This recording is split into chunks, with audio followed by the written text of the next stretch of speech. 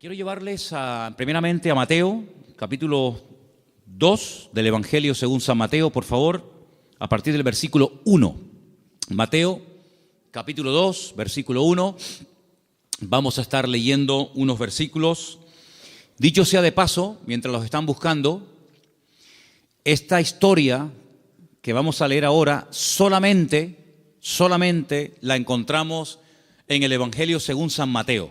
Marcos no menciona nada de la visita de estas personas, ni Lucas tampoco, ni Juan tampoco. Solamente Mateo, repito, es el único que nos habla de unas personas que vienen de muy lejos, guiados milagrosamente a través de un astro, a través de una estrella, con el propósito de reconocer, con el propósito de ofrecerle una serie de presentes y de regalos a un niño que prácticamente está no recién nacido, pero que ha nacido de una forma milagrosa, y ellos vienen desde lejanas tierras, como acabo de decir, guiados milagrosamente hasta llegar a el lugar donde vivía, Belén, Betlehem, la casa del pan, a 7, máximo 8 kilómetros de Jerusalén se encuentra la pequeña localidad de Belén, que hasta el día de hoy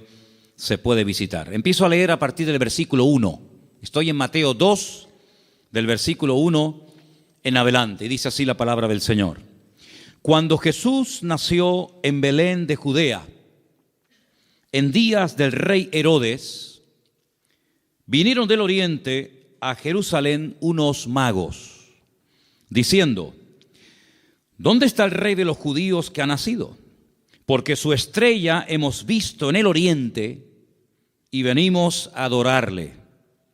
Oyendo esto, el rey Herodes se turbó y toda Jerusalén con él. Y convocados todos los principales sacerdotes y los escribas del pueblo, les preguntó dónde había de nacer el Cristo. Versículo 5. Ellos le dijeron: en Belén de Judea, porque así está escrito por el profeta. Dicho sea de paso, el profeta Miqueas. Y tú, Belén de la tierra de Judá, no eres la más pequeña entre los príncipes de Judá, porque de ti saldrá un guiador que apacentará a mi pueblo Israel. Entonces Herodes, llamando en secreto a los magos, indagó de ellos diligentemente el tiempo de la aparición de la estrella. Y enviándolos a Belén, dijo: id allá y averiguad con diligencia acerca del niño, y cuando lo halléis, hacédmelo saber, para que yo también vaya y le adore. Ellos, habiendo oído al rey, se fueron, y he aquí la estrella que habían visto en el oriente iba delante de ellos, hasta que llegando se detuvo sobre donde estaba el niño. Y al ver la estrella se regocijaron con muy grande gozo. Y al entrar en la casa vieron al niño con su madre María, y postrándose lo adoraron, y abriendo sus tesoros le ofrecieron presentes: oro, incienso y mirra. Pero siendo avisados por revelación en sueños que no volviesen a Herodes, regresaron a su tierra por otro camino. Amén. Todos los años leemos esta porción, más o menos por estas fechas. Creo que es bueno leerla para que estemos informados de todas las cosas previas y posteriores que ocurrieron durante el nacimiento del Mesías, de nuestro Señor Jesucristo. Hoy leía esta misma historia, pero en otra versión. Y en vez de aparecer la palabra magos, aparecía la palabra sabios. Nos dice la Biblia de dónde vinieron, pero no nos dice cuántos vinieron. Es curioso que la tradición, en las cabalgatas famosas, días antes de los reyes, siempre aparecen 3, que incluso hasta se han atrevido a ponerle nombre: Melchor, Gaspar y Baltasar. Iba a saltar. 2 blancos y 1 moreno. ¿Os dais cuenta que yo he leído la porción y no dice cuántos eran, ni cómo se llamaban? Podían ser 3, o 10, o 5, o 4. 1 no, porque habla de magos, de sabios, por lo tanto mínimo 2. Pero la Biblia no da el dato de 3. ¿Y los nombres? Tampoco. ¿Qué peligro tan grande corremos cuando nos inventamos las cosas y en vez de ceñirnos a lo que nos dice la fuente, que es la Biblia, comenzamos a oír y a prestar atención a tradiciones, a mitos, a cuentos, y comenzamos a ponerle nombre a personajes que la Biblia ni les da el nombre ni el número. ¿De dónde viene entonces el tema de que eran tres? Bueno, todo esto tiene una explicación, no bíblica, pero la explicación que le han dado es que representan a los tres continentes conocidos de aquel tiempo: Europa, Asia y África. Uno representando a cada uno de los continentes que en aquel momento se conocían, puesto que Oceanía y América en aquel momento prácticamente no aparecían por ninguna parte. Pero tampoco tenemos base bíblica para decir esto, porque los tres, o los cuatro, o los ocho, todos vinieron del mismo sitio. No vino uno de África, otro de Europa, otro de Asia, y allí se encontraron. No, venían juntos. Y venían los tres juntos con un propósito. Y vinieron todos dirigidos de la misma manera. No es que uno en África tuvo un sueño, otro en Europa tuvo una visión y se le presentó un ángel y otro... No dice eso. Todos venían como un equipo, con un propósito, con una serie de presentes de los cuales hablaremos ahora un poco, y vinieron de Oriente. Ahora, ¿de qué parte de Oriente? Tampoco con exactitud lo sabemos, porque si ustedes se centran en Israel, toda la geografía bíblica parte de Israel. Eso siempre tienen que tenerlo presente. Cuando habla del norte, pero del norte, ¿desde dónde? Desde Madrid, desde Jerusalén, desde Roma. Toda la geografía bíblica siempre parte de Jerusalén. Cuando se habla del norte, pues tienes que coger un mapa, meterte en Israel y decir, ¿qué país queda en el norte? ¿Qué país queda en el sur? Cuando habla del mar grande, ¿de cuál habla? ¿Del Caribe? ¿Del Pacífico? ¿Del Caspio? No, el mar grande es el que está más cerca de Israel, que es el mar Mediterráneo, el Mare Nostrum, que está al oeste. Cuando habla del oriente, pues tienes que mirar desde Israel, no desde donde tú has nacido, porque si no, no encajan las cosas. Desde la geografía bíblica tienes que mirar qué países quedan al este, al oriente, de donde sale el sol. Bueno, hemos escuchado y hemos leído todo tipo de explicaciones, que si eran de la China. Algunos dicen que venían de Babilonia, otros dicen que venían del Cáucaso, de tantos lugares, ¿verdad? Venían del este, venían del oriente. Ahora, en aquellos tiempos no era como hoy en día, que cogemos un avión y en unas cuantas horas nos ponemos en la otra parte del mundo. Por muy lejos que quede Chile, por muy lejos que quede Argentina, te montas en un avión en Madrid, en 12, 13 horas llegas a Buenos Aires sin ningún problema. Y has recorrido miles de kilómetros, has cruzado el charco, ¿verdad? Y has llegado casi hasta al extremo de la tierra, a la Patagonia, al fin del mundo.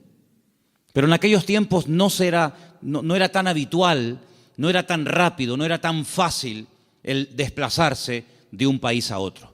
Lo que hoy en día hacemos en unas horas, en aquellos tiempos se tardaba días, semanas, meses y, si me apuras, hasta años. Fíjate, por ejemplo, que cuando hemos ido a Israel, cuando yo les llevo a ustedes a Galilea y les muestro el camino real que aún existe, yo les he dicho, estando allí, que se tarda una semana desde Galilea hasta Nazaret y un poquito más hasta Jerusalén. Una semana, dentro de un país. Ahora, ¿cuánto tardaron estos sabios o estos magos o astrólogos? ¿Cuánto tardaron de Oriente hasta llegar hasta el lugar donde había nacido el Señor? Pues mínimo un año. Mínimo. ¿En qué nos basamos para decir que tardaron como mínimo un año? Cuando uno lee la palabra, uno tiene que prestar atención al contexto, a todo lo que nos cuenta la historia, no solamente a unos cuantos versículos, sino a todo el contexto de la historia, situarnos en el momento de la época y tomar nota de una serie de detalles que nos aportan información que aparentemente no son importantes, pero son muy importantes. La imagen que la mayoría de la gente tiene del nacimiento de Cristo es más o menos así. Encontramos y por ahí vamos a ver ahora en estos días, si no es que lo han puesto ya, lo que llaman los belenes, los portales, ¿sí? Y van a ver al niño en una cunita, su madre a un lado, el padre a otra, unos ángeles que están allí, los camellos fuera, los magos que entran dentro y se postran delante del niño, detrás una burra, detrás una vaca, ¿sí o no? Esa es la imagen que la gente tiene. Pero eso no es verdad, rotundamente falso. Ya este papa que dimitió, Ratzinger, cuando estaba como papa, no ahora en el paro, cuando estaba como papa, él dijo que eso era mentira, que eso no tiene base ni fundamento bíblico. Allí no estaban todos juntos, el niño, la madre, los animales, los magos, los pastores. Eso es rotundamente falso. Pero es la imagen que la gente tiene. Entonces la gente cuando va al pesebre o al portal que hacen aquí en el ayuntamiento o en otros lugares, pues ve a todos juntos. Sin embargo, si ustedes se fijan, hemos leído en esta noche en el versículo 11 una palabra clave para poder ir desgranando y explicando esta porción. Dice que al entrar en la casa, en todas las Biblias tiene que poner eso, sea de la versión que sea. En todas las Biblias tiene que poner, cuando entraron en la casa, vieron al niño con su madre postrado y lo adoraron. En la casa. Ya no están en un lugar temporal. Cuando Herodes, hay varios Herodes en la Biblia, no es siempre el mismo, sino parece que este hombre no se muere nunca. El Herodes que manda a matar a los niños, no manda a matar a niños de 15 días o niños recién nacidos. Él manda a matar a niños menores de 2 años, lo cual quiere decir de que había pasado ya mucho tiempo desde que había nacido hasta que llegan los magos a la casa. Los que sí vieron al niño envuelto decimos en pañales, en trapos, los que sí lo vieron prácticamente recién nacido, fueron los pastores. Los pastores que vivían allí en Belén, allí vivían los pastores. Y allí en Belén hay una cueva que tradicionalmente te llevan a verla y te dicen, mira, aquí es donde los pastores tenían el aprisco, el redil de las ovejas. Y vivían en Belén, pero estos señores no vivían en Belén, estos señores vivían muy lejos, vivían en el oriente. Y estas personas no son advertidos del nacimiento del Mesías a través de ángeles, como fueron los pastores, que dice que estaban cuidando las ovejas, los corderos, porque en Belén era donde se criaban las ovejas, los corderos, que después se iban a sacrificar en el templo, porque Belén y Jerusalén están muy cerquita, se puede ir hasta caminando. Y ellos son advertidos por ángeles, pero los magos y los sabios no. Los magos de Oriente, los sabios de Oriente, vinieron dirigidos por un astro. Nadie les habló, pero ellos miraron al cielo, durante la noche evidentemente, y vieron que una serie de señales indicaban que había nacido el Mesías. Ahora, ¿esta gente era creyente? ¿Eran paganos? ¿Eran idólatras? ¿Eran judíos? ¿Qué era esta gente? Porque si esta gente observa el horizonte y ve cómo se alinean una serie de estrellas y de astros y de constelaciones, ¿cómo saben ellos que el Mesías de los judíos ha nacido si no son creyentes? Podían haber interpretado esta señal de una forma completamente equivocada. Por ejemplo, en aquellos tiempos era muy común, en los tiempos de la Biblia era muy común que en aquellos sitios de tanta idolatría y de tanta adoración a los astros, al sol, a la luna, a las estrellas, cuando nacía un niño, los sacerdotes de esas religiones sacaban a los niños durante la noche y miraban al cielo. Y ellos interpretaban el momento en el que había nacido el niño, cómo estaba el horizonte, cómo estaban colocadas los astros y las constelaciones, y casi pronosticaban y profetizaban sobre el niño cómo iba a ser. Por ejemplo, hubo un hombre que nació en ese país, en ese lugar de tanta idolatría y de tanta observación a los astros, y fue un señor llamado Taré, que tuvo un hijo llamado Abraham. Y cuando le pusieron el nombre, seguramente interpretaron equivocadamente de los astros que este sería un hombre enaltecido y le marcaron su destino. hasta que él huye de esa tierra y el Señor le dice, levanta la mirada a los cielos, cuenta las estrellas, porque lo que te han profetizado no es así. ¿Cuánta gente queda marcada por la visita a un mago, a un astrólogo, a un curandero o a un adivino, y alguien le dijo que su hija o su hijo, su marido o su esposa o tú o no sé quién iba a pasar esto, esto y esto, y esa palabra falsa quedó ahí impregnada, pero como tú la has creído, a esa mentira tú la alimentas y le das fuerza, y el diablo se mueve en la mentira, el diablo se mueve en la ignorancia. Entonces te dice, no, es que tú vas a tener un niño, pero se va a morir a corta edad. Y tú crees en esa palabra y la compartes y no sé, y te agarras a ella y le estás dando ideas al diablo. ¿Y cuántas veces queda la gente marcada por falsas profecías, por un pronóstico equivocado, por una carta astral, por una lectura de manos, por lo que dijo una noche un vasito que se movía y apuntaba en no sé qué dirección? ¿Y cuánta gente queda marcada de por vida? Y creen que van a estar enfermos, que van a morir jóvenes, que el marido se va a ir con otra, etcétera, etcétera, porque han creído una mentira. Y si la verdad te hace libre, la mentira te esclaviza y te amarga y te oprime la vida. Pero estos hombres, cuando miraron ellos creían que aquel Leo y aquellas estrellas, ellos creían que aquello tenía un propósito y una razón. Y ellos no dijeron, ¿será que van a ser un rey en nuestra tierra? ¿Será que va a haber una catástrofe, un tsunami, un terremoto? No, ellos no se equivocaron. Ellos interpretaron correctamente aquello. Y se ponen en marcha. Y como mínimo, te dije antes que tardaron un año. Y ellos no van yendo por todos los países preguntando, oye, ¿será aquí? ¿Será allí? Como aquellos que aquella noche cuando oyeron la palabra profética del Señor que dice, uno de vosotros me va a entregar. Todos dijeron, seré yo, seré yo, seré yo, seré yo. Todos menos uno que dijo quién es. Los magos, los sabios de Oriente no comenzaron a ir por Europa, por África, diciendo, será por aquí, será por allá. No, esa estrella, su estrella, no una cualquiera, su estrella, esa señal profética marcada en el cielo, indicaba en una dirección. Ellos seguían y llegaron, nada más y nada menos, que al sitio correcto, al país correcto y al pueblo correcto, Belén de Judea. Y cuando llegan allí, a Herodes, que era el rey que los romanos habían puesto como un títere, le preguntan, ¿dónde está el rey de los judíos? Porque su estrella hemos visto en el oriente y venimos a adorarle. Le están haciendo esta pregunta a un rey. No le están haciendo esta pregunta a un esclavo. No le están haciendo esta pregunta a uno que encuentran por la calle, sino que van al palacio, al Herodión, que aún se puede visitar en Belén, ¿verdad?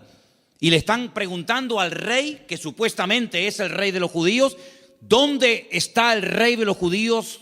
Porque venimos a adorarle. Y ellos reconocen que ese con el que están hablando no es. Claro, por eso dice que se produjo una consternación.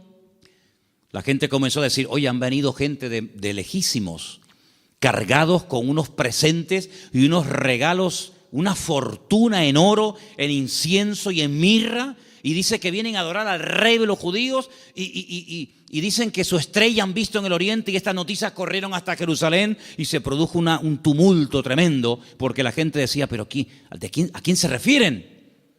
Es decir, había nacido el Mesías, profetizado durante siglos y siglos, y nadie se había enterado. Fue como un nacimiento secreto. Nació el Mesías, del cual habló Isaías, Jeremías, Ezequiel y tantos profetas, y nadie se había dado cuenta. ¿No te has parado alguna vez a preguntar que Dios puede hacer muchas cosas hoy en día entre nosotros y no nos hemos dado cuenta de que es el Señor? Y atribuimos a la casualidad o a la coincidencia o a la suerte. Sin embargo, el que tiene todo el control y el dominio siempre es el Señor. ¿Cuántos dicen amén? ¿Cómo supieron interpretar estos hombres estas señales correctamente? Bueno, hay varias opiniones. Una de las opiniones más generalizadas y más aceptadas es que en Oriente, desde el principio de los tiempos, siempre hubo una tendencia del hombre que vivía en aquella zona a estar todo el día observando las constelaciones y las estrellas y los astros, tratando de pronosticar, tratando de averiguar el futuro. Ahí nació toda la astrología, ahí nació toda la brujería, ahí en la cuna de todo eso es Babilonia, Babel. Babel es Babilonia, es el mismo sitio. Babel significa confusión. lo que hoy en día sería Irak. Y fue en aquella zona, en aquella parte del mundo, donde ya en los tiempos del libro del Génesis dice que los hombres quisieron construir una torre. La palabra es sigurat, un observatorio, para que desde lo alto pudieran observar y pudieran decir, va a pasar esto, va a pasar aquello, y los astros dicen esto, y los astros dicen aquello. Es verdad que hay astros, y es verdad que hay constelaciones, y es verdad que hay constelaciones que se llaman Piscis y Capricornio, y Tauro y Leo. Es verdad, todo eso es verdad. Hay dibujos que se pueden hacer para interpretar todo eso, pero lamentablemente el hombre lo ha tergiversado, y el hombre lo ha utilizado para atar, para engañar, para manipular y para tergiversar las verdades. Pero en aquellos momentos estos hombres criados en aquel lugar sabían que algún día nacería un Mesías. Ahora, de todos los profetas de la antigüedad, ¿quién es el que verdaderamente sabía cuándo iba a nacer el Señor? Porque esta profecía que hemos leído esta noche, la vuelvo a leer en Mateo 1:6, y tú, Belén, de la tierra de Judá, no eres la más pequeña entre los príncipes de Judá, porque de ti saldrá un guiador que apacentará a mi pueblo Israel. Estas palabras están fechadas entre el 738 y el 698 antes de Cristo. Son palabras del profeta Miqueas. Ustedes pueden leerlo en el libro que tenemos en la Biblia que lleva su nombre, Miqueas. Pero hubo un profeta que sabía el día exacto en el que el Señor Jesucristo vendría en su primera venida a este mundo, y era el profeta Daniel. El profeta Daniel tuvo una revelación tremenda, muy amplia, y él sabía perfectamente que si se comenzaba a contar, nosotros contamos hacia adelante, ellos contaban hacia detrás, ¿verdad? Si se comenzaba a contar desde que se les permitiera retornar a Jerusalén, restaurar Jerusalén, restaurar las murallas, él sabía perfectamente cuándo nacería el Mesías. El Señor le dice, sabe pues y entiende que desde la salida de la orden para restaurar Jerusalén hasta el Mesías príncipe, habrá 70 semanas. Eso lo dice Daniel capítulo 9. Desde hasta. ¿Cuándo empezamos a contar? Desde que salgan y comiencen a restaurar la ciudad y comiencen a levantar el templo. Desde que salgan hasta que venga pasarán 70 semanas. Pero claro, como expliqué en su momento, 70 semanas son 490 días. Y no hay 490 días desde que Nehemías, Esdras y Zorobabel reconstruyen la ciudad de Jerusalén hasta Cristo. No hay 490 días, hay muchísimo más. Entonces, ¿qué es lo que pasa? Pues también expliqué en su momento, y quiero solamente recordarles, que la forma de contabilizar el tiempo en la Biblia y según el pueblo de Israel varía mucho de cómo contamos nosotros el tiempo. Partimos de la base de que nuestro calendario no es el calendario bíblico. Nuestro calendario es un calendario mandado a hacer por un papa llamado Gregorio. Un tiempo que gira, un año que gira en torno al tiempo que tarda el sol en dar todo el círculo, ¿verdad? O la tierra, perdón, el tiempo que tarda la tierra en recorrer las 4 estaciones, que es alrededor de 365 días. Mientras que el calendario bíblico es un calendario basado en la luna y tiene 360 días. Silencio, por favor. Quiero que presten atención todos, no me estén hablando nadie. Si el calendario bíblico tiene 360 días y nuestro calendario tiene 365, aquí hay un problema. Nuestro calendario va aumentando más rápido de lo que va aumentando el tiempo bíblico. Tenemos más días para hacer un año que el calendario bíblico. El calendario bíblico es más corto. Primer problema. Segundo problema que tenemos. Nosotros contabilizamos el día a partir de las 12:01 de la noche. En la Biblia no se cuenta, estamos hoy a jueves, ¿verdad? ¿Hasta qué momento será jueves? Hasta las 12:01. Hasta las 12 de la noche es jueves. Y a las 12:01 automáticamente ya es viernes. En la Biblia, el día empieza con la caída del sol. Cuando se pone el sol y una mujer no tiene luz para enhebrar una aguja y ya se pueden ver tres estrellas en el horizonte y ya no hay luz suficiente para enhebrar una aguja, ahí empieza. Si en este momento en Israel, a las 4, 4 y cuarto, 4 y media como mucho de la tarde, ya es de noche, quiere decir que en Israel a las 4 y media de la noche ya es viernes, mientras que aquí todavía estamos en el día jueves. ¿Se dan cuenta la cantidad de desajustes que se producen? Cuando el hombre se sale de la palabra, cuando el hombre sale de la escritura, es un lío. Por eso después no encaja nada. Por eso muchas personas han intentado poner fechas y tal, y es un desastre, porque no se ciñen a la escritura. Todas las profecías, todas, absolutamente todas, las de la primera y las de la segunda venida de Cristo, todas están basadas en el calendario bíblico, no en el calendario gregoriano o cristiano, que es el que tenemos nosotros hoy en día. Según el calendario bíblico, estamos en el año 5777. Según nuestro calendario, estamos en el año 2016 después de Cristo. Pero ¿y antes de Cristo no hubo historia? ¿Antes de Cristo no hubo nada? ¿Cómo que 2016? Entonces hay un desfase tremendo, de 5777 a 2016 después de Cristo. Y no contamos lo de antes. Tenemos otra forma de contabilizar, ¿verdad? Porque hay un antes y un después. Entonces es muy importante darnos cuenta de que el profeta Daniel, cuando recibía las revelaciones acerca de la venida del Mesías, el Señor le estaba hablando con términos bíblicos, no con términos modernos. Y cuando el Señor le dice 70 semanas, Daniel, sabe pues y entiende, escucha esto, desde que salgáis hasta que venga el Mesías príncipe, pasarán 70 semanas, pero resulta de que en el pueblo de Israel y según la Biblia, y esto está demostrado en el libro de Levítico, las formas de contar los días y las semanas también son diferentes. ¿Por qué? Porque nosotros llamamos semanas a un grupo de 7 días. Y 7 días para nosotros es una semana, claro, y para todo el mundo. Pero además, en la Biblia se llama semana a un periodo de 7 años. Es decir, si le preguntas a un niño cuánto tiempo tiene, te puede responder de 2 maneras.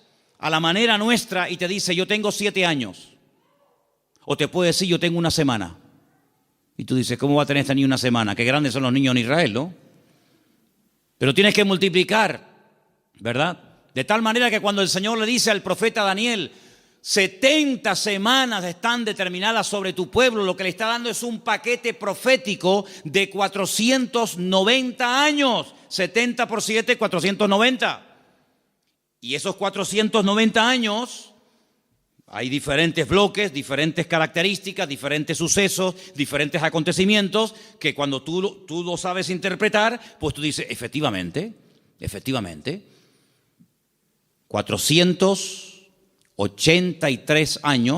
483 años, multiplícalo por años de 360 y te va a dar el número exacto de días que hay desde que salieron de Babilonia y restauraron Jerusalén hasta que entró el Mesías. Pasaron 483 años. Pero dice, pero son 70 años, 70 semanas. Y la última semana, los últimos 7 años, son los famosos 7 años de la gran tribulación. Y todo encaja. La Biblia es matemática pura. Es la única ciencia exacta, las matemáticas. En todas partes del mundo, 2 y 2 son 4. En todas partes del mundo. Por encima del Ecuador y por debajo del Ecuador, 2 y 2 son 4. En todas partes del mundo. Es una ciencia exacta, ¿verdad? No se puede cuestionar. No es que aquí 2 y 2 son 4, allí son 3 y medio, allí son 8. No, en todas partes es igual. Y el Señor usa la matemática de Él, el tiempo de Él, el calendario de Él, para preparar a los pueblos, para preparar a las naciones, para preparar a su pueblo, para que aquel día no nos sorprendan las cosas como ladrón en la noche. Entonces estos hombres seguramente tenían la información que tenía el profeta Daniel. Y junto con la información del profeta Daniel y la observación meticulosa de los astros y de las estrellas, automáticamente dijeron, el tiempo se ha cumplido. El tiempo se ha cumplido del nacimiento del Mesías. Y ellos se ponen en marcha. Y cuando llegan, Pues ya el niño no es un niño recién nacido. Ya el niño no está en un pesebre. El niño está en una casa. El niño está en una casa. Es interesante notar que en el pesebre estaba José y María, pero en la casa está solamente María, ya no está José. Y estos detalles es importante darse cuenta, porque son los detalles que nos van a ayudar a tener toda la información, todas las piezas del puzzle, y vamos a poder decir, amigo, los que vieron al niño recién nacido fueron los pastores. Y los magos o los sabios de Oriente, cuando vinieron, no vieron a un niño recién nacido, vieron a un niño de 1 año, año y medio, máximo 2 años. Y es muy diferente. Ahora, es interesante que Herodes, es decir, no se toman decisiones políticas, no se hacen edictos reales hasta que le llega la información de los sabios o de los magos a Herodes. Mientras tanto, Herodes estaba tranquilo, pero en el momento en el que estos hombres le dicen, es que el motivo de nuestra visita a Belén, ellos no son de aquí, el motivo de que estemos aquí tan lejos de nuestra tierra es que venimos a adorar a un rey que nos ha dicho, nos ha guiado el Señor y sabemos que tenemos que venir a adorarle. Jamás un rey, jamás una persona se le ocurriría visitar a un rey con las manos vacías, porque era un insulto. Era una provocación, era el no reconocerme. ¿Cómo te atreves a venir a visitarme a mí con las manos vacías? No me estás reconociendo como rey. Si tú me reconoces y te sometes y me respetas, tienes que traerme siempre un presente. Y por eso ellos vienen cargados con muchos kilos, hermano, ¿no? A veces vemos en las obras de teatro, en las películas, vemos una cajita ahí ridícula. Date cuenta, hermanos, que José era un hombre que tuvo que cerrar su negocio y se tuvo que ir al extranjero a vivir durante un tiempo. Y este hombre, cuando llega a Egipto con un niño pequeño, con su mujer, él no tiene trabajo, él es un extranjero. Los judíos no eran muy bien vistos en Egipto porque siglos atrás los judíos, a través de otro judío llamado Moisés, habían destrozado el país de Egipto. Por lo tanto, no iba a ser nada fácil para un extranjero abrirse camino en Egipto. Pero tú no te preocupes, el Señor siempre va adelante. Cuando tú haces tu parte, no te quepa la menor duda de que el Señor siempre va a hacer la suya. Eso lo he enseñado yo hasta la saciedad. Algunos hacen caso y otros no hacen caso. Pero los que hacen caso y hacen su parte y se mueven en fe, el Señor siempre les sorprende. Ahora, los que están esperando que se llene la piscina para tirarse, ni con la piscina llena se tiran, porque no se van a tirar. El creyente tiene que andar por fe y no por vista. Ellos se dirigen hacia Belén, el lugar donde estaba escrito que tenía que nacer el Mesías, porque, hermanos, había tantos datos, tanta información, tantas profecías sobre el nacimiento y sobre la vida del Mesías, que era imposible cumplirla todas. No las voy a mencionar todas, evidentemente, pero se tenían que dar más de 150 profecías en aquel que decía que era el Mesías para poder reconocerlo, valga la redundancia, como el Mesías. Si una persona decía, yo soy el Mesías, y se le preguntaba, ¿de dónde tú eres? ¿Dónde has nacido? Y te decía, yo nací en Capernaum, tú no puedes ser el Mesías. Aunque hagas milagros, aunque prediques muy bonito, tú no puedes ser el Mesías. ¿Por qué? Porque tú no has nacido en Belén de Judea. Por lo tanto, si alguien se levantaba y decía, yo soy el Mesías, y predicaba y hacía milagros, qué bien, ¿será este el Mesías? ¿Cómo te llamas? Yo, Santiago, Jacobo. Tú no puedes ser el Mesías. ¿Por qué? Porque el Señor dice cómo se iba a llamar el Mesías. Si alguien se levantaba y decía, yo soy el Mesías, he sanado enfermos, mudos, ciegos, paralíticos, he resucitado muertos, he limpiado leprosos, y la gente se quedaba con la boca abierta. Si a alguien se le ocurría preguntarle, ¿de qué tribu eres? ¿Cuál es el origen de tu familia? Y te decía, yo soy de la tribu de Neftalí. Le podía decir, tú eres un falso Mesías. ¿Por qué? Porque la Biblia profetizaba que tenía que ser de la tribu de Judá. No de otra tribu, sino de la tribu de Judá. Por lo tanto, hermanos, era prácticamente imposible que en una persona coincidieran todos los detalles de Belén de Judea, de una joven que nació como nació, de la tribu de Judá, etcétera, etcétera, etcétera. Más aparte, todas las profecías que tenían que llevarse a cabo durante su ministerio público, aparte cómo lo iban a crucificar, porque el Mesías tenía que morir crucificado, no podía morir de viejo, no podía morir de un tiro, de una flecha, de un arco, de una jabalina, no podía morir de un infarto, tenía que morir crucificado entre dos malhechores, no entre 10, no entre 2. Y no le podían partir ni un solo hueso. Eso es imposible, a un crucificado que no le partan ni un hueso. Se los partieron al de la izquierda, se los partieron al de la derecha, pero a Jesús no, a Jesús no. No le podían partir ningún hueso. Y iba a morir como un inicuo, como un pecador, como un vil pecador, pero iba a ser enterrado como un rico. Tantos y tantos detalles que era prácticamente imposible. Pero suponte, imagínate que de los 150 detalles proféticos que tenían que cumplirse en él, una persona cumpliera 149. Pero queda el examen final, el más difícil de todos, la resurrección. Te han horadado las manos y los pies, te han crucificado entre ladrones, te han enterrado en un buen sepulcro, han sorteado tus vestiduras, te ha negado uno de tus discípulos, etcétera, etcétera, etcétera, pero al tercer día no has resucitado. Por lo tanto, aunque cumpliera con 149 profecías, si no cumplía con el examen final, con la PAU, no apruebas el examen, amigo. Por lo tanto, hermanos, cuando estos hombres se ponen en marcha, no es por emociones, no es por un sentimiento pasajero, sino es porque están coincidiendo tantas cosas que ellos van en fe y en obediencia, guiados milagrosamente a través del desierto, probablemente un viaje de más de un año hasta llegar a Belén de Judea. Cuando ellos llegan y le dicen a Herodes que vienen a adorar al Señor, resulta de que le presentan 3 tipos de regalos. Vamos a leerlos nuevamente, por favor. Estamos en Mateo capítulo 2, versículo 11. ¿Lo ponemos? Mateo 2:11. Al entrar en la casa vieron al niño con su madre María y postrándose lo adoraron.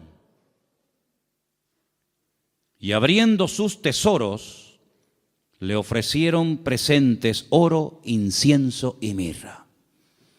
Algunos comentarios dicen que Daniel, cuando recibió la revelación, que la tenemos en la Biblia, por si te interesa conocerla, del nacimiento del Mesías, y también de su reinado, pero estamos hablando de su primera venida, Daniel vivía en el palacio con el rey Nabucodonosor, ¿os acordáis, verdad? Después con Belsasar y después con otros también. Dicen los comentarios que Daniel no tuvo descendencia, seguramente lo hicieron eunuco, que era lo más probable, y no tuvo descendencia. Pero dice que era uno de los hombres más ricos de todo el país. Después del rey, el que más autoridad, el que más prestigio y reconocimiento tenía, era Daniel. Así de claro, igual que José en Egipto, que después de Faraón el que mandaba era José. Casi podríamos decir que mandaba más José que Faraón. Toda esa fortuna, toda esa riqueza no se la quedaron sus hijos porque, repito, no tuvo. Y algunos dicen que puede ser que estos sabios, guiados como ya hemos dicho, milagrosamente, llegaron hasta Belén y esta fortuna, porque no era una cajita así, era una fortuna en oro, en incienso y en mirra, que a lo mejor tú dices, bueno, yo de las 3 cosas me quedo con el oro. ¿Y el incienso y la mirra? Bueno, vamos a ver. Todo lo que la Biblia relata, todo lo que ocurre en la palabra de Dios, todo tiene una razón de ser, ¿sí o no? No hay nada casual. ¿Por qué la Biblia dice que eran 153 peces los que pescaron? ¿Ah? ¿Por qué dice la Biblia que comieron 5,000 hombres? ¿Por qué dice la Biblia que le regalaron oro, incienso y mirra? ¿Qué más da? Le hicieron presente, le hicieron regalos. ¿Y qué más da? No. Lo dice. ¿Te le trajeron qué le trajeron? ¿Ropas? No. ¿Joyas? No. ¿Comida? Tampoco. Oro, incienso y mirra. Tal vez para nosotros esos regalos no sean tan significativos, pero vamos a explicarlos. En estos 3 regalos, nosotros podemos ver, en cierto sentido, el reconocimiento de ese triple ministerio que el Señor Jesucristo llevaría a cabo durante su vida. Ustedes saben que en el Antiguo Testamento o eras profeta o eras rey. Las dos cosas al mismo tiempo no se podía hacer. Muy rara vez, por ejemplo, David, a veces profetizaba, pero David no pasó a la historia por ser un profeta, aunque a veces profetizaba. Pero uno conoce a David como el rey de Israel, no como un profeta. Sin embargo, a Isaías lo conocemos como un profeta. Sin embargo, en la figura de Cristo, en la figura del Mesías, se iban a dar tres características únicas de él: rey, profeta y sacerdote. Rey, profeta y sacerdote. El oro representa en cierto sentido la realeza del Señor Jesucristo, porque Él es el Rey de reyes y Señor de señores.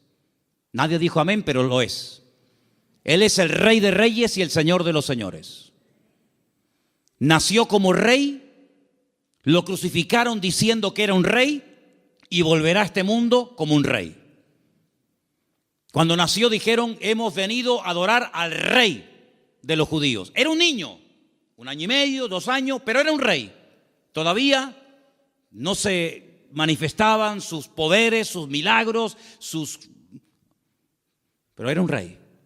Cuando murió en una cruz, él no lo dijo, pero Pilato dijo: quiero que le pongan encima de la cruz un título, una placa donde pongan 3 idiomas para que todo el mundo lo entienda, en latín, en hebreo y en griego. Quiero que pongan: este es el rey de los judíos. Es increíble. Cuando Pilato le dice: pero tú eres un rey, ¿sí o no? Y dice: yo para esto he venido a este mundo. Pasa que todo tiene su momento y todo tiene su lugar. Cuando oramos en el Padre Nuestro, lo leemos o lo mencionamos, hay una parte que recordamos que Él es rey. Cuando decimos: venga tu reino, tu reino. Y no hay reino sin rey, y no hay rey sin reino. Por lo tanto, Él es un rey. Y en ese presente del oro, moneda internacional, dicho sea de paso, porque con oro puedes ir a cualquier parte del mundo, se reconoce que Él era un rey. De hecho, ellos dicen: venimos a adorar a un rey. Pequeño, pero al fin y al cabo rey. Luego resulta de que el Señor Jesucristo era profeta. Era la voz del Padre. Era el que anunciaba las buenas nuevas de salvación a los quebrantados de corazón, a los ciegos, a los prisioneros, a los pobres. Él proclamaba el mensaje, era un profeta. Y ahí lo vemos, hermanos, como la mirra. La mirra era lo que se utilizaba, ¿verdad?, en los ungüentos para ungir a las personas. Y con ese elemento de la mirra vemos que se le reconoce su ministerio profético. ¿Cuántas veces profetizó el Señor? ¿Recuerdan alguna profecía que dijo el Señor? Yo recuerdo muchas. Por ejemplo, una muy sencilla, pero que se cumplió literalmente. En una mesa se queda mirando a todos y les dice: ¿sabéis una cosa? Esta noche uno de ustedes me va a traicionar. ¿Cómo? ¿Nosotros? Eso no puede ser. Nosotros somos tus discípulos. Lo hemos dejado todo para estar contigo. Pero Él profetizó. Eso es una palabra profética. No se había cumplido. Uno de vosotros me va a traicionar. Uno de vosotros me va a negar. Y se cumplió literalmente. Aunque el que lo iba a hacer dijo: no. Aunque todos te abandonen, yo nunca te abandonaré. Y resulta que el que más habla es el que es. Ay, amigo. Yo recuerdo una profecía que dijo el Señor, muy larga, por cierto, la tenemos enterita en Mateo 24. En los últimos tiempos se levantará nación contra nación y reino contra reino, y la maldad se multiplicará, pero el que persevere hasta el fin será salvo. Estamos viendo cómo la maldad se ha disparado de una forma increíble, hermanos, increíble. Raro es el día que usted no ponga la televisión a la hora de las noticias y no oiga tragedias y tragedias y tragedias y más tragedias. Si no es en Alemania, es en Francia. Si no, en Siria. Si no, en Jordania. Si no, en Grecia. Siempre por todos los lados. Hablábamos de Sodoma y Gomorra, pero ¿cuántas ciudades hoy en día han ganado en maldad a Sodoma y Gomorra? Antes había una Sodoma, antes había una Gomorra. Ahora hay miles de Sodomas y de Gomorras. Miles. La maldad se va a multiplicar. Falsas doctrinas, falsas enseñanzas, terremotos, pestes. Hermano, ¿cuántas palabras dio el Señor? Una palabra profética que dijo, vete, tu criado ha sido sanado en esta misma hora. Es una palabra profética. Estaba allí, pero cuando llega, estaba sanado. Y dice, ¿a qué hora fue sanado? Y dice, a tal hora. Y dice, a esa hora fue cuando él me dijo que iba a ser sanado. Profeta fidedigno, siempre anunciando la verdad, la palabra de Dios claramente. Y como sacerdote, ahí tenemos representado el incienso que subía continuamente a la presencia de Dios, recuerda el ministerio sacerdotal. Pero algunos de ustedes dirán, pero Cristo no podía ser sacerdote, porque los sacerdotes eran de la tribu de Judá, de la tribu de Leví. Y Jesús, como tú acabas de decir, no era de la tribu de Leví, era de la tribu de Judá. Los de Judá no podían ser sacerdotes. Es verdad, tienes razón. Pero Jesús no es sacerdote según la tribu de Leví, sino Jesús es sacerdote según Melquisedec, rey de Salem.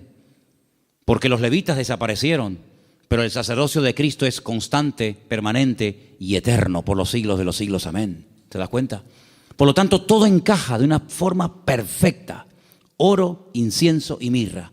Ahora puedes salir corriendo a Egipto como extranjero, no tienes trabajo, nadie te va a abrir las puertas, pero tú no te preocupes. El hombre te cerrará las puertas, pero Dios que va delante de ti te abrirá todas. ¿Cuántos dicen amén? Esa es la confianza. Y José no cuestionó, José no dijo, bueno, pero esto es una locura, esto es un disparate, y yo cómo voy a cerrar mi negocio y mis herramientas, y yo me dedico a esto y ahora voy a Egipto, y ¿qué hago yo allí? No hablo el idioma, no me conoce nadie, no tengo clientes. No importa.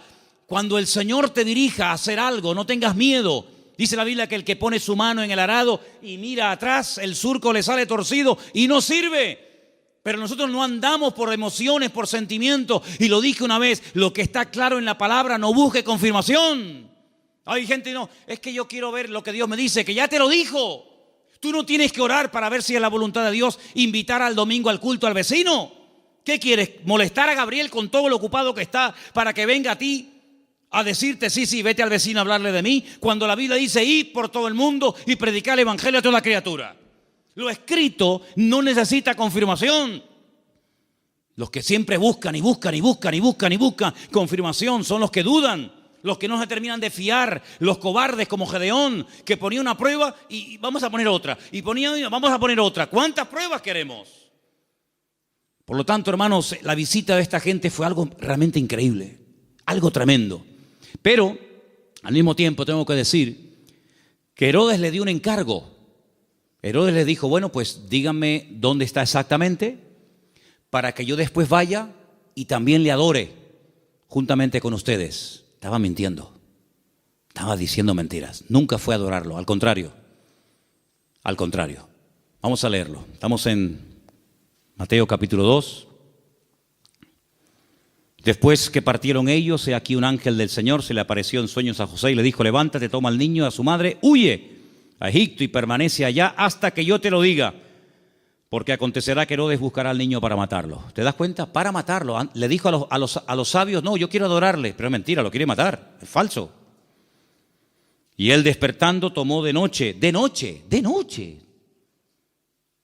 Pero si el Señor me ha hablado, cuanto antes ponga la palabra en práctica, mejor. ¿Para qué esperar a mañana? De noche, me levanté.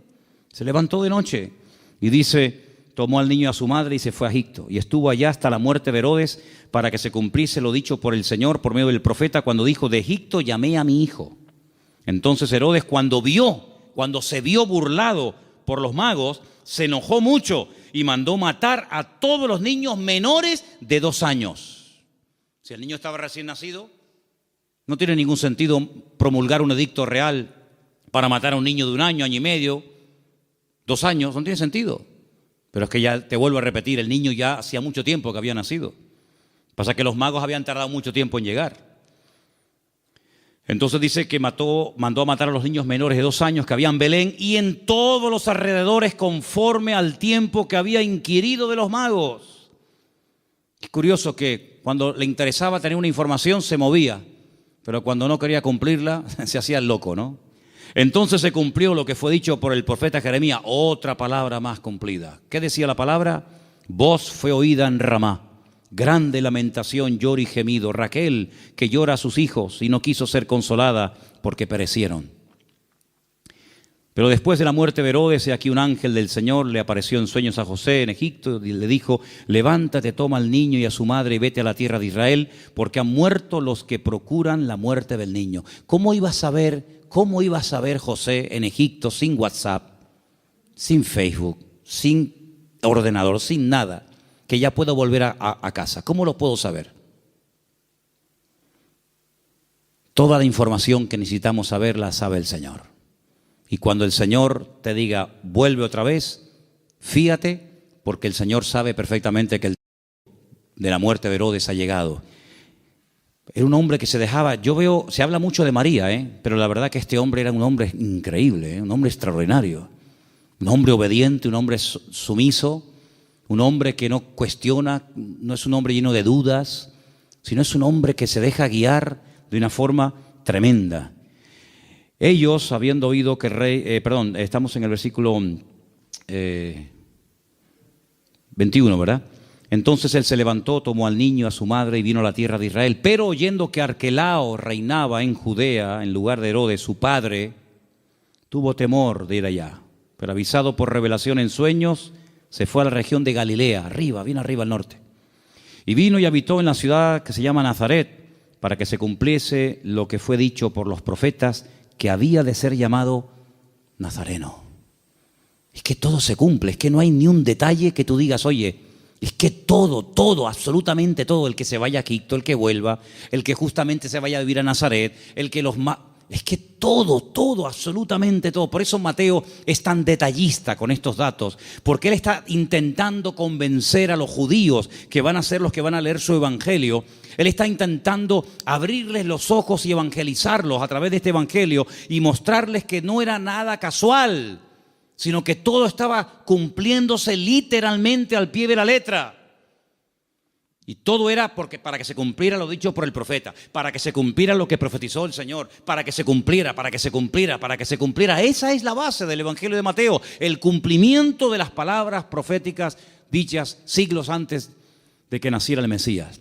Ahora, si saltamos un momentito, y quiero leerlo rápidamente, en Lucas, capítulo 2, hemos leído Mateo 2, en Lucas capítulo 2, dice en el versículo 8, que había pastores en la misma región que velaban y guardaban las vigilias de la noche sobre su rebaño.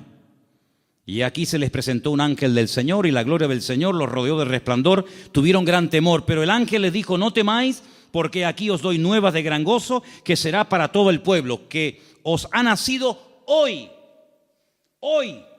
no ayer, no hace una semana, hoy os ha nacido en la ciudad de David. ¿Cuál es la ciudad de David? Belén. Si David también era de Belén, era de allí. Un Salvador que es Cristo, el Señor.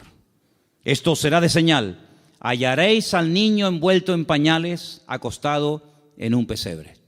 Ustedes sí lo van a ver recién nacido. Los magos no lo vieron recién nacido. ¿Vale? Repentinamente se apareció con el ángel una multitud de las huestes celestiales que alababan a Dios y decían, gloria a Dios en las alturas y en la tierra paz, buena voluntad para con los hombres. Sucedió que cuando los pastores se fueron de ellos al cielo, los ángeles, no se fueron los pastores al cielo y se quedaron los ángeles, fue al revés. Se dijeron unos a otros, pasemos pues hasta Belén y veamos esto que ha sucedido y que el Señor nos ha manifestado. Vinieron pues apresuradamente y hallaron a María y a José. Cuando llegaron los magos, José no estaba, por lo menos no lo menciona, pero aquí sí. Estaba José, María y al niño acostado en el pesebre. Y al verlo dieron a conocer lo que se les había dicho acerca del niño, y todos los que le oyeron se maravillaron de lo que los pastores decían.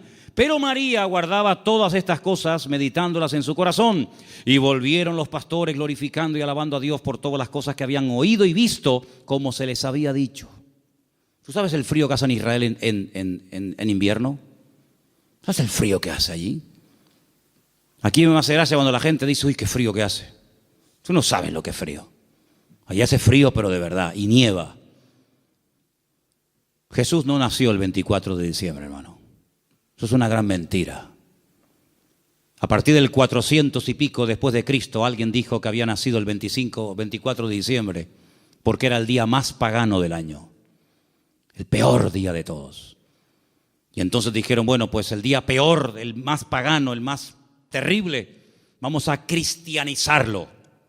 Y vamos a decirle al mundo que el Mesías nació en este día, para que en vez de adorar al sol y en vez de adorar las barbaridades que adoran, adoren al Rey, al Señor Jesús. Y desde ese momento, pues se instituyó pues esa fecha. Pero Jesús no nació en diciembre. Jesús nació, y se puede demostrar bíblicamente, y en la página web Luis ha hecho un trabajo extraordinario de las tablas de los tiempos en los que ministraban los sacerdotes en el templo en Jerusalén, etcétera, etcétera. Jesús nació entre septiembre y el mes de octubre. Entre septiembre y octubre. ¿Os dais cuenta también el detalle de Lucas, que no habla de animales dentro del pesebre? Judío jamás en la vida dormiría junto a animales. Jamás en la vida. Usted no puede leer la Biblia, y menos el Nuevo Testamento, con una visión occidental o puramente cristiana, porque usted no tiene ningún problema en ver una vaca, una oveja, una cabra y una mujer y un... No, perdone. El judío es tremendamente escrupuloso para eso. Los animales jamás conviven con los hombres, ni los hombres conviven con los animales. Ese es el cuento. Yo siempre he dicho que el portal de Belén es idolatría en miniatura, ¿o no? ¿Qué diferencia hay entre tener a un Cristo así de grande y tener uno así chiquitito? Bueno, perdón, cuando yo era pequeño, mi madre tenía en lo que se llamaba el portal de Belén un cacho de Cristo así, De pequeño nada, era así, Desnudito, con el pañalito y con los deditos así. Y con una corona así, y con una cunita como de paja.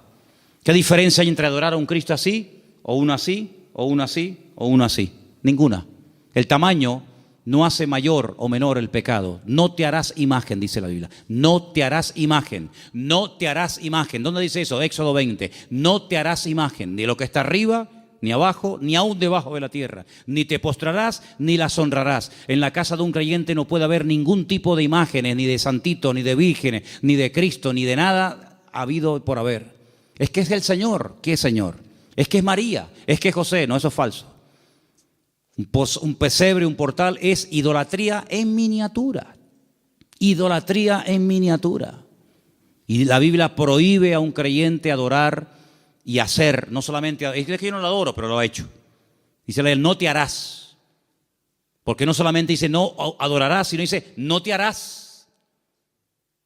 ¿Qué diferencia hay? Bueno, yo no la adoro, pero la ha hecho, por lo tanto es lo mismo. Eso no es de Dios. Eso no es de Dios. Entonces, queridos hermanos, no nació en diciembre, porque dice que estaban cuidando las vigilias de la noche. Los pastores en diciembre no están al aire libre, pasando frío, con nieve y con temperaturas bajo cero, sino que están guardados. Era la fiesta, entre septiembre y octubre, era una fiesta, por eso todo estaba lleno. No había lugar, claro, ¿por qué no había lugar? Tanta gente hay en aquellos días, en aquel lugar, en aquellos días sí. ¿Por qué? Porque era la famosa fiesta de los tabernáculos. La fiesta de Sucot, y se tradujo la palabra Sucá por la palabra pesebre, y así todo quedó bonito. Era una cabaña improvisada donde él pudo estar con su mujer dando a luz, pero nada de vaquitas, ni cabras, ni ovejas, ni animales dentro en absoluto, para nada, para nada. Por lo tanto, hermanos, lo que tenemos que hacer es leer más la palabra, prestar atención a lo que dice la Biblia, menos películas y menos clichés que tenemos en la cabeza que nos han metido de que somos pequeñitos. Y sobre todo, hermanos, quiero terminar diciendo esto. Y el domingo lo voy a repetir hasta la saciedad, me lo vais a escuchar. ¿Habéis escuchado en estos días la palabra Jesús, la palabra Cristo? Yo no la he escuchado por ningún lado. Yo no la he escuchado. Papá Noel, bengalas, piñata, langostino, sidra, árboles, cintitas, todo lo que usted quiera, regalos, todo lo que... Pero a Jesús, todo esto, la fiesta es en torno a ¿quién? ¿Quién es el protagonista de la historia? ¿Quién es este señor gordo, vestido de rojo, que nos lo quieren meter hasta en la sopa? ¿Quién es este tipo? ¿Quién es este señor? ¿De dónde viene este señor? De San Nicolás, dicen los venezolanos, el San Nicolás, Papá Noel, Santa Claus. Santa Claus. Yo al único santo que conozco es al Señor Jesucristo, Señor de señores y Rey de reyes. No conozco a ninguno más. Hermano, o nos vamos a la Biblia o nos salimos de la misma. El protagonista en estos días no es Papá Noel, no son los magos, no es el arbolito. El protagonista tiene que ser nuestro Señor Jesucristo, que aunque el mundo diga que ha nacido en diciembre, bueno, está bien, diciembre, enero, ¿qué más da? Lo importante es que tenemos que recordar de una forma especial, una vez al año, que el Señor Jesucristo vino, pero ¿vino para qué? ¿Para qué vino? ¿Para qué vino? Y todo eso, Dios mediante, lo explicaremos el domingo, porque el tema del programa del domingo es ¿qué es la Navidad? Y lógicamente para explicar lo que es la Navidad, tendré que explicar previamente lo que no es la Navidad. Pero hermano, nosotros no entramos en ese juego de consumismo. Si usted el 24 por la noche no puede tener la mesa llena de comida, no se preocupe, no pasa nada, hermano. El protagonista no somos nosotros, regalo va, regalo viene. Pero ¿a quién le llevaron los sabios regalos? ¿A quién? ¿A José? ¿A María? ¿A quién fueron a adorar? ¿A quién queremos adorar nosotros, hermano? ¿No lo queremos adorar a Él? ¿Al Señor tu Dios adorarás y a Él solo servirás? Pues todo este tinglado, este negocio y este comercio que ha inventado el hombre, que muchos negocios están esperando que llegue la Navidad para ver si vendo más, para ver si... Hermanos, esto no tiene nada que ver, esto no tiene nada que ver. Nosotros queremos dar testimonio de que el Señor vino a este mundo para morir por nosotros en una cruz y resucitar y perdonar nuestros pecados. Eso es a lo que vino el Señor. Que en cierto sentido, sí, fue un día alegre el día de su nacimiento, pero también fue el principio del fin. En el sentido de que ese niño hermoso y bonito y anunciado por ángeles y profetizado por centenares de profetas ha nacido para morir y morir de una forma terrible, terrible. Y nosotros sabemos todo eso y vamos a decirle al mundo, hermano, amigo, él vino para esto, pero nadie habla de Cristo, ni en la 3, ni en la 5, ni en ningún canal, ni en ninguna radio. Nadie habla del verdadero motivo por el que adornamos las casas, por el que se adornan las ciudades. Nadie habla de Él. Y sin Cristo, ¿la Navidad qué es? Nada. Hay muchos creyentes que se endeudan hasta aquí, en diciembre, y después llegan a enero, y han tirado tanto de la tarjeta de crédito para comprar regalos para el abuelo, para la abuela, para el primo, para el cuñado. ¿Pero qué es esto? ¿Esto qué es? ¿Tú vas a entrar en ese juego? Entonces tú no has entendido nada del Evangelio, amigo. ¿Tú has entendido el Evangelio? ¿Tú eres cristiano de verdad? Pues si has entendido el Evangelio y eres cristiano de verdad, vivamos estos días como el Señor quiere que lo vivamos. Y quiero solamente decir algo. Hace años decidimos en la iglesia no poner árboles. ¿Sabéis por qué? Porque ese día, que después dijeron que Cristo había nacido en ese día, ¿saben cómo se adoraba?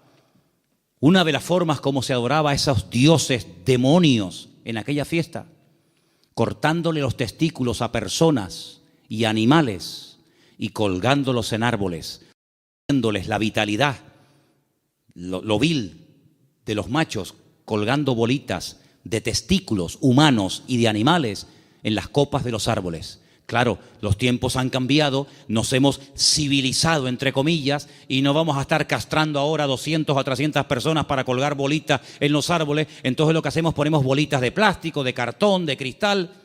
Pero el fondo de esto, ¿cuál es? ¿Había un árbol de Navidad en donde Cristo nació? Dime, ¿tú entrabas allí y veías el árbol de Navidad? Jamás en la vida. Durante casi 500 años, ningún hermano nuestro que murió quemado en la hoguera y crucificado y devorado por los romanos, jamás por los leones del circo romano, jamás en la vida hicieron las cosas que para nosotros hoy en día son, o para algunos son como normales. Dice la Biblia que no tenemos que entrar en las costumbres paganas del mundo. Y todo esto está cargado de un paganismo y de un comercio tan asqueroso, que sí, venderán más y venderán por aquí y venderán por allá, pero al que tienen que adorar no lo están adorando. Y yo en esta fiesta, a quien yo quiero adorar y honrar de una forma especial, tanto aquí como en mi casa, es al Señor. Con regalos o sin regalos, no pasa nada. A mí no me tienen que regalar nada. Yo no necesito que nadie me regale nada. Si tienen que hacer regalos, regálenle. Pregunten qué le hace falta a la iglesia. Pregúntale qué le hace falta a la obra. A mí no me tienen que regalar nada, ¿saben? ¿Qué le hace falta a la obra de Dios? Más sillas, vamos a comprar sillas. Más Biblia, vamos a comprar Biblia. Pintura, lo que haga falta. Vamos a hacer un esfuerzo por la obra de Dios. Pero hermano, no seamos nosotros los protagonistas, porque usted imagínese que yo llego a su casa, usted me invita y su cumpleaños, y yo llego, no le digo nada, le doy un beso al niño, a la madre, al perro, al gato, al canario. Pero bueno, una pregunta, ¿esta fiesta en honor de quién se hace? No, es que es mi madre que cumple años. Pues hermano, él no puede pasar desapercibido en estos días. El protagonista en estos días no eres ni tú ni yo. El protagonista tiene que ser el Señor. ¿Estamos de acuerdo? Amén. Pues ora, cierra tus ojos en esta tarde y pídele al Señor que a lo mejor por primera vez, no lo sé, a lo mejor por primera vez este año te vas a plantear de una forma diferente el tema de la Navidad.